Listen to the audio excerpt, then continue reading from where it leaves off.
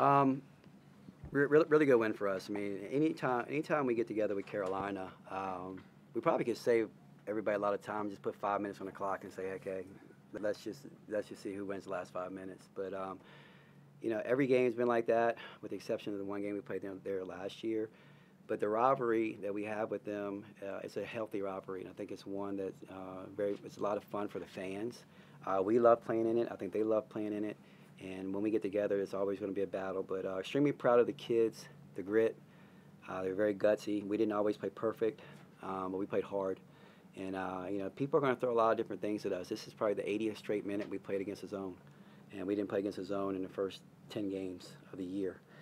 And so we're trying to figure it out and trying to figure out different ways. But very proud of everyone, particularly these two. I thought Georgia was phenomenal all game long. She was very aggressive, what we need her to do. She was proving playing like the best player on the floor. And when she's playing like that, we're really hard to beat. And then I thought Demo did a really, really good job. I mean, she and I, we had a talk yesterday. And we talked about her role, her value to our team, and she's our connector. She sees it. This was an extension of me, and she's also an extension of me because she sees the game in a way.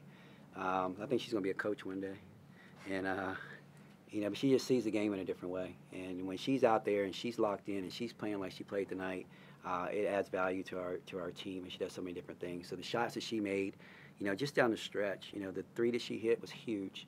The defensive play that she made when I think it was Poole had the ball inside and she made the block. Was that your block or No, that was yours? Yeah. It wasn't Liz? No. Okay. All right, that was her. And then, it was kind of eerily similar. We played them last year in a tournament with 2.3 seconds left. They had the ball down 3, and we had miscommunication and we didn't switch. And they got off a wide open 3. We were fortunate to come away with a win. And the only thing I had to say to them this time was, I said, "You guys remember what happened last time?" They said, "Yeah," in unison, "Yeah." I said, "You know what we're going to do this time? Switch." And they did it, and she switched out and got the deflection and went off their hands. So very proud of them. This group is older. We handle things differently. We did not play well on Thursday. They recognize it, took accountability. They're old enough where I can tell them the truth. And the truth, I said, the narrative at the end at 6 o'clock was going to be that, they're going to say one team had a really bad week and one team bounced back and had a win. And ironically, I walked in at, 5:59? Yeah. And they said, "You said at 6 o'clock, blah, blah, blah." But really good win, really good basketball game. Very, very proud of these kids. All right, starting left with David. Kenny D'Asia, you've talked about her so many times over the years. Her second career double-double at TAC, and she makes the defensive play after defensive play after defensive play, gets the rebounds, hits the clutch 3. From where you got her, from when she transferred here to now, where have you seen her grow the most? Oh, my gosh. And to see her have a performance like that in a top 15 game, a huge win for you guys in Castle, what does that mean? You know what? When she first got here, she probably and I can talk about her like she's not here. It was self-induced. I don't know, errors. She just did them to herself. She's always been one of the smarter players. She's one of the smartest basketball minds that we have. She's probably going to walk out of here and she's going to get on her phone and watch a G League game. She just loves basketball, and she knows it, understands it. And once she has that connection and she's together, and her feet are in line with her hands, and her hands are in line with her mind, we're really good. We're really good. And she has not started a game for us since she's been here, but she's finished a whole lot. And that's because that's what her value is to our group. And when she's playing like that, we're really good. So leaps and bounds. She couldn't even break the rotation when she first got here. And now she's finishing basketball games against top 15 teams for us. All right, Deja, what should we talk about first? The deflection at the end there, the block shot there, the three-pointer at the end in the last 2 minutes? First of all, just take us through the let's start with the backwards with the inbounds pass there that you got a piece of. What was your perspective on that? I was just locked in, just not trying to let them score the ball because I know they was looking for a 3. So, I was just playing hard, just making sure that my person don't beat me, backdoor or, make a shot. So I was just focused on not letting my players score. And so you saw the ball coming. What's going through your mind? It was just a reaction, it was just a reaction. Then the block you had with less than 2 minutes to go. Take us through that play. I just wanted to help Liz because, our defense is based on, us helping each other. So I saw her that she got beat, so I just dropped down and helped her. You figured this time you'd let someone else besides Liz could do the block? Yeah, I had to get that one. And like I said, how about the three-pointer with less than 2 minutes to go? How confident are you in your three-point shot? You had made one earlier in the game. My teammates and my coaches, they were just in my ear. It was like, just keep shooting, just don't get down on yourself. So I think that's what helped me, me staying out of my head and just, if I mess up next play, so when I had a chance to shoot, just let it go without thinking. Does she have the green light, I guess? Oh, she does. And, it's a green light because I can trust her. I know she's not going to come down and shoot one in transition. But when people are really double-teaming Liz and she's open, we have every bit of confidence in her that she's going to step up and make them. We have two groups when we start off shooting. We have the group that has the green light. They're on one end, and the group who has the yellow light, they're on the other end, and she's in the green group. So if she's open, we have every bit of confidence that she's going to knock it down. Georgia, before the game, I know you got recognized a triple-double. Had your mom here. How much did you know about before the game all of that was going to happen?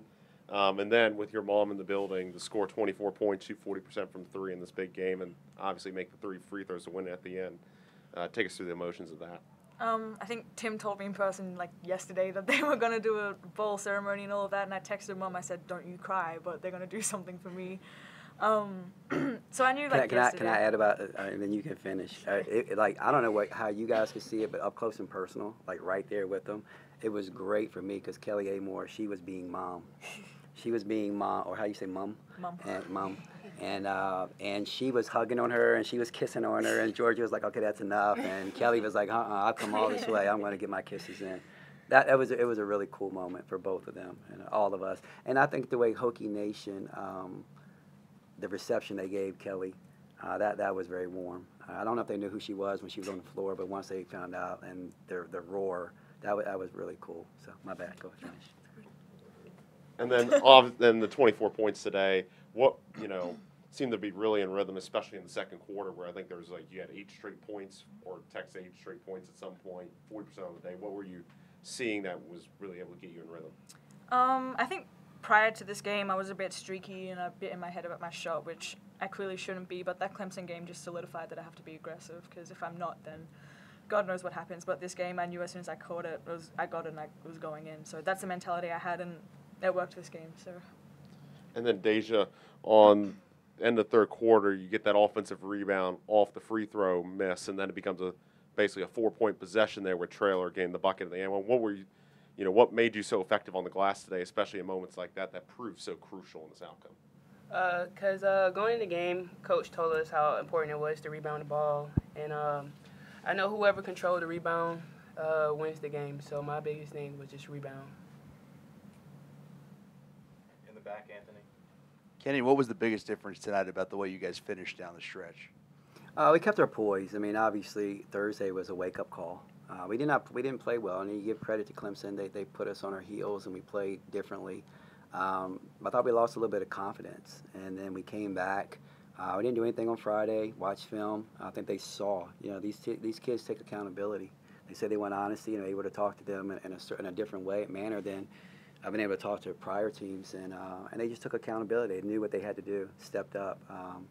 And if we had the Clemson game over, I mean, we played really bad at Clemson, and even so, we had I think 3 or 4 possessions in the last 2 minutes to be able to put the game away. But we know we're better than that. We know we're better than that, and I just told them to be the best version of themselves today, and it's not going to be perfect. When we get together with Carolina now, I don't even think either one of us runs plays anymore, because the other team knows our plays as well as we know them. And we know their plays, they know our plays, and then it becomes a will of ways. Is Georgia going to outscore Deasia Kelly? And are we going to be able to get the ball inside to Liz? And so it's so much familiarity with these groups, but we kept our poise. We grew up a little bit. This will go a long way for our confidence.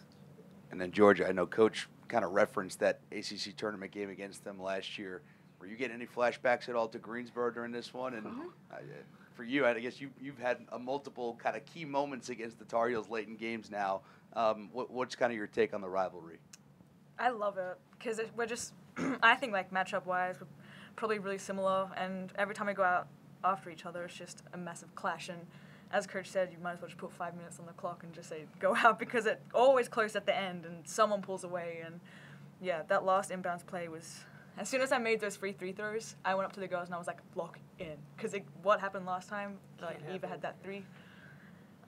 Yeah, scarily you know, the funny thing is like I've watched that game last year probably 100 times. And the age-old question is, okay, under 2 seconds, do you foul? You know, as soon as they catch the ball, do you foul? And I went through my head, you know, all summer, you know, wonder if we should have fouled. What if we had a foul? And then as soon as we had the opportunity, it's like, and you don't learn anything because you just think about things that could go wrong. But it was kind of eerily similar. But they did a really good job.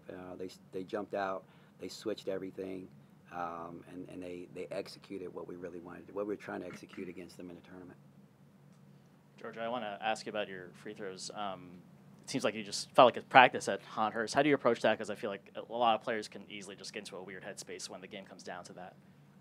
Just knew that I needed them, honestly, and it was a draw at that time, I think. So the first one I was a bit, not that I didn't think I was going to miss it, but I was like, okay, I need this one. And then the second one needed it. By the time I got to the third, I was like, okay, I'm fine. I've made 2. So What's a draw? when it's a tied score, a draw. For any of you, you guys have better memory than I do. I don't remember the last time the crowd's that deafening. Oh. I know you're focused in the game, but how do you feed off of that? I mean, what's that like? And obviously, what does that say about Hokie Nation and how far this program has gone? There was one specific moment, I think, when Kayla took that last charge against Deja, and I couldn't even tell that she took a charge because the crowd noise was like the same from when that play begun to when it finished. So it was insane. I had goosebumps the whole time. For me, like when it was on the free throw line and it was just screaming, like I felt like I got energy from that. It was loud the whole game, and I really appreciate all of them coming out.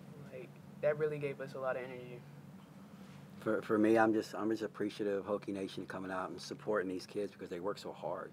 They work so hard, and they've done so many things to build this program to where it is. And when I walked out, you know, last year, I'm not gonna lie, you know, I walked out a couple games, I'm like, man. And I walked out today, and I was like, wow. You know, to see the crowd there that early on January the 1st was tremendous. And I've said it before, crowds like that, you know, can make this good team a great team. And we fed out their energy tonight, and I think it was a big reason that we came away with the victory. Jimmy on the right. Yeah, how important was this game? You guys had lost 2 of 3. The opportunity to beat a ranked team. Was this one maybe a little extra important at this time of season? What, the truth, or you want coach talk? Either one. The truth, of course. The truth, yeah, it was big. It was big for a lot of different reasons. Because like I said before, you know, one of us is, after this game, one of us is probably going to be ranked 12th or 13th, and one's going to be ranked 22nd. You know, which one do you want to be? And does it have? It has bearing. It does, but we have a lot of basketball left to play. We understand that, but it's big for a lot of different reasons. For that, for your status at the moment, because it's Carolina, a lot of different. Yeah, it's big. It was big, and we're gonna celebrate like it was big because it's Carolina. We got time for 2 more. We'll come over to David. Deja, when you transferred here, was this the kind of game you hoped you would be able to do? Yeah. I mean, you've been here for so long and never started a game, but you know, your teammates and coaches always say that you're one of the hardest workers out there. For me, it's just like not to get down on myself because at the end of the day, it's a team sport, and I just have to think about the team and like what's best for the team. So like, if it's like me coming off the bench, then I'm okay with it. If it's me starting, if it's me not playing, like I'm okay with that. As long as it's like beneficial to our team. So, I mean, for me, coming here, it's the best decision. But I'm just saying, like, I'm a team player, so it really doesn't matter if I start or not. The win. Yeah, the win means more. For Georgia, obviously we had mentioned it earlier, talking about the ceremony with your mom before the game. her coming here from Australia. How long had it been since you had played in front of her, in a live game, and how special was it to have this kind of performance with her? Yeah, she came over this time last year, like the exact time. But I had seen her. I went home for the summer, so I saw her then. So it's been about 6 months, but. She watches the game at 3, 4 a.m. on YouTube TV, so I'm glad that she gets to stay awake and watch it live and with the crowd, because when you're watching on the screen, you don't get all of that. You don't get the graphics, the Hokie Nation, the announcers, all of that, so I'm glad that she gets to see it. All right, last one, Mark. She was in the Clemson game too, wasn't she? She was. Georgia, take us through your last possession there, those last 10 seconds leading up to the free throws. Mm-hmm.